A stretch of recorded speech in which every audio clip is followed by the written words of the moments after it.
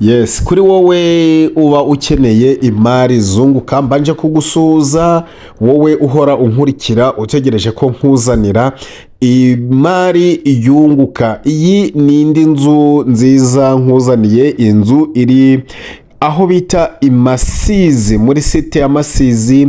Ni inzu ifite umuhanda uyikoraho nkuko iri muri site. Ni inzu ikoze yuzuye, ifite n'ama annexe, imiryango ibiri y'ama annexe. Ni inzu ishaka amafaranga makeya, kuko nk'ubu ngubu wifite miliyoni 18 waza ukishyura iyi nzu n'amanegise yayo. Aha hantu ndimo kukwereka uko hareba uku nguku hinjiza amafaranga agera mu bihumbi 200 yose kuri miliyoni 18. Rero waza ukagura iyi nzu kubera ko ifite n'icyangombwa cyayo cyihariye, wahita ukorerwa mitation.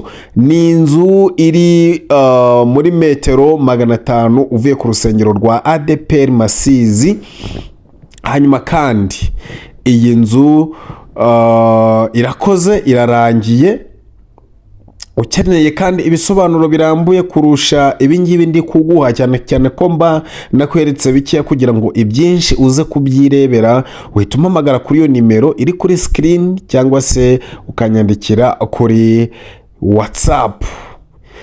Yes, reka noneho ngutembeze, reka noneho dutemberane twinjire imbere muri iyi nzu turebe uko imbere hameze. Reka negere iyi nzu nkwereke uko imeze, ndakwereka gusa uko ikoze, akora ko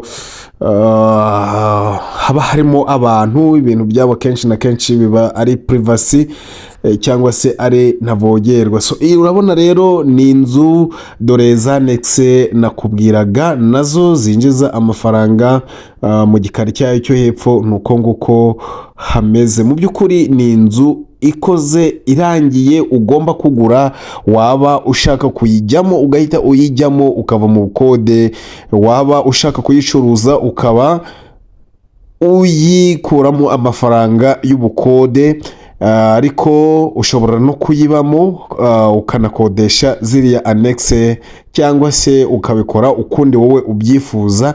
Icyangombwa nuko ndimo kukwereka yuko iyi nzu nta kindi kintu wayikoraho, nubwo uramutse ufite amafaranga kitabura. Ariko icyo nshaka kwerekana uko iyi ari inzu yuzuye, iri ahantu heza kandi hizewe kuko ni muri site.